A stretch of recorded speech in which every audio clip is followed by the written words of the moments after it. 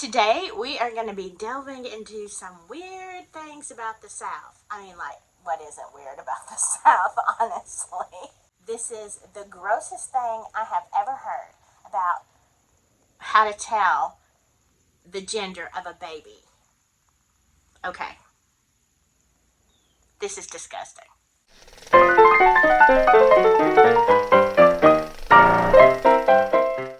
Well, hello there, and welcome to my channel. I'm Lily, and this is Abilene Cottage. I hope you are having a great week.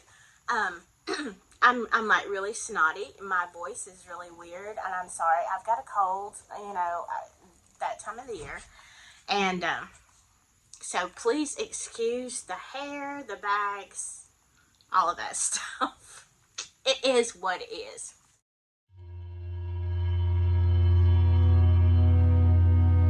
This subject in our Southern Folklore series actually comes by request from a viewer who wanted to know about how do we tell, what are some traditions we have about telling, whether it's going to be a boy or a girl.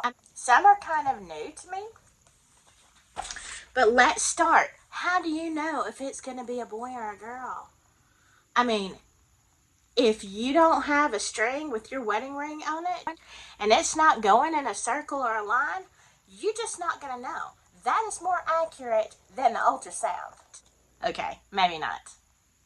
But, so this is definitely something that everybody I know, practices forever. And now, since we have ultrasounds and everything, it's kind of just an old-fashioned, thing that people do anyway. But what you do is you take a string, and it has to be the mother's wedding ring, and you hold it over the belly of the pregnant mom, and if it starts going in a circle, it's a girl. If it goes in a line back and forth, it's a boy. I mean, how more scientific can you get than that, right? And I can't remember with my kids. I think somebody did that one time, but I can't even remember if it was accurate. I mean, pregnancy brain. Who even knows? But here's another thing that we say. If the dad gets morning sickness with you, then it's most likely going to be a boy. I don't know why, But I think it's a really cool thing when the dad gets to share in all of your fun pregnancy stuff. Yeah. Now here's something I found that I haven't heard very often, and that is if a little boy is interested in the pregnant mom's belly, then it's going to be a girl. If he just doesn't care, it's just a boy. I don't know. Go figure. They know early. Now this I found out, and it is so disturbing. This is the grossest thing I have ever heard about how to tell the gender of a baby. Okay. This is disgusting. And I can see this happening in rural areas. It just makes sense.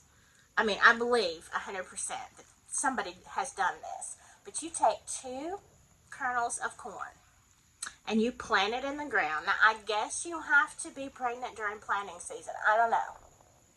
You're out of luck if you're not. But you plant them in the ground, and you only water them with your urine.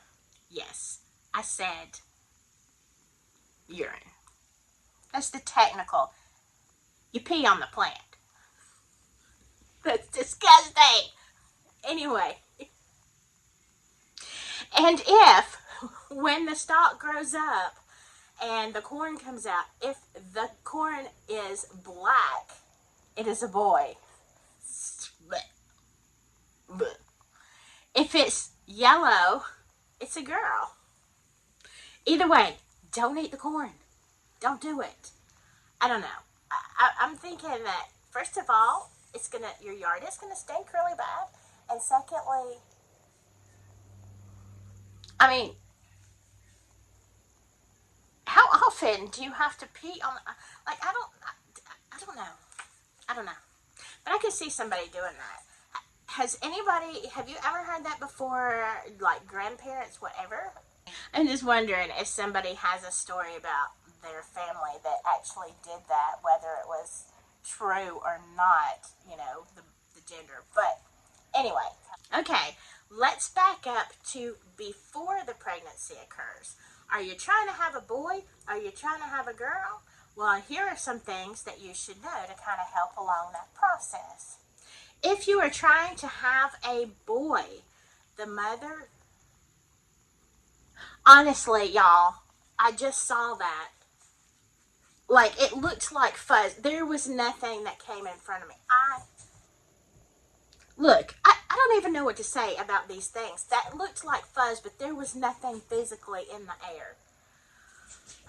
I was gone for a few days. I mean, I don't know, maybe Evelyn just missed me and she's trying to show out. I've seen it before on the film, but I always thought it was like something in that, like, I can see there was nothing there. Okay, rant over. I guess whomever wants to be a part of this conversation. So, all right. So if you wanted to have a boy, and this sounds a little bit dangerous, but the mother, before conception, would go and sit on the rooftop near the chimney for several hours. And just sit up there. I hope it ain't August in the South, because I'm going to tell you, you're going to burn to death. But, or winter, you might freeze.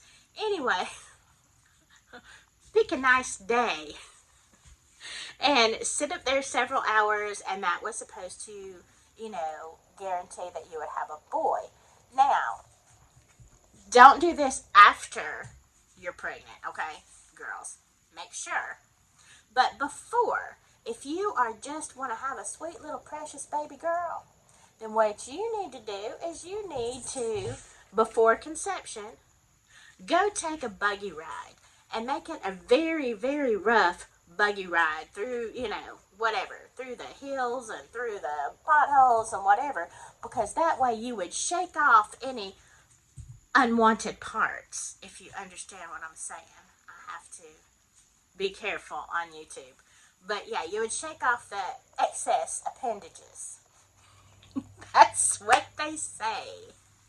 I don't know. Has anybody ever done that? Now, after you're pregnant, there are a couple of things I've heard all my life. And a lot of things are, it's a friend of a friend. It's always a friend of a friend. It's like you almost know them, but not quite. But here were some things that they always said, like a pregnant woman you should not scare her. Or she shouldn't see anything shocking, because the baby would be born with some kind of mark. I mean, I don't know if they're talking about a birthmark, or I don't know. It would mess up the baby somehow. Now, I heard this story when I was a kid, and I mean, country folk swore this actually happened. Apparently, a woman was in the house, and somebody came through the door and scared her, and she covered her face. And the baby was born without a face. And they said, honest to God, born without a face. Now, I mean, I hope that is not a true story. I hope that's an urban legend. I think I'm going to end this video right here, because I was going to do this in one video, but I actually have too much time, I think, on one. So in the next video, we're going to talk about Southern baby names. How did we come up with this? What is the most unusual name I've ever heard of? Catch the next video on Southern lore and traditions, and I hope you're enjoying this series. Please like, subscribe, share, something, and let me know what you think. And I will see you next time. Bye.